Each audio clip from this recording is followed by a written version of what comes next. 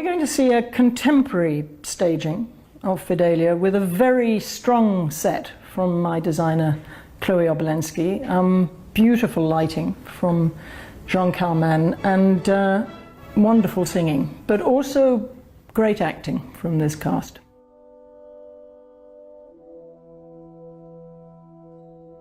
This Fidelio takes place in an abandoned factory, a place that has been taken over and provisionally is being used as a prison. Very reminiscent of images we've seen on the media for the last 30 years, of a place perhaps we've seen it on our televisions, or perhaps we've seen it in the legal courts of The Hague. Places where great war crimes have been committed, where perhaps a large group of young men were taken, were disappeared, or we later learn were killed, or even more recently where hostages have been held.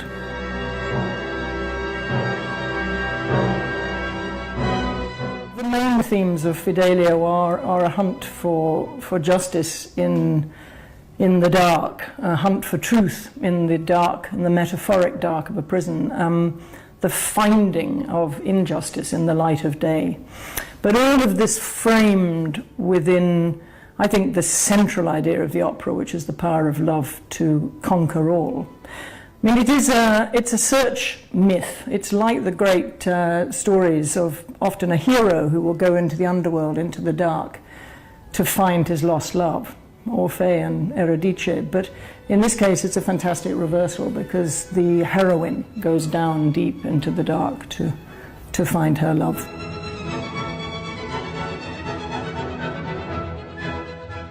I think what's startling about Fidelio is these are terribly, terribly ordinary people. There's two groups. There's the Rocco, Marzolina and Gioacchino, the jailer and his daughter, and the young man who's in pursuit of the daughter.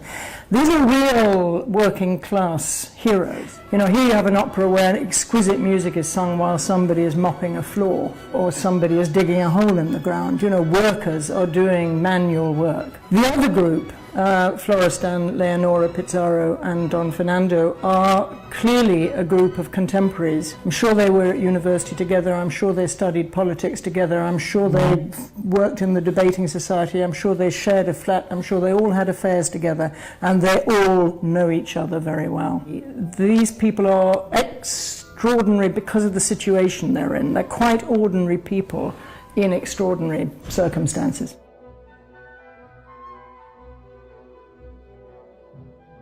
I'm blessed with these singers, but also spectacular actors, and that makes my work pure pleasure.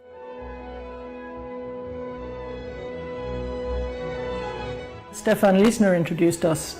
We were both in Vienna. I was making a production of Traviata, and Stefan brought Daniel to a rehearsal of Act 3. And then we went and we had lunch, and we talked a lot, and we liked each other, and we got on very well, and then we just began work on this, really. We began our conversation, and from there we started our work on making this version. The fruits of that, of course, is that the duet and the aria change places at the beginning of the piece from what I was used to.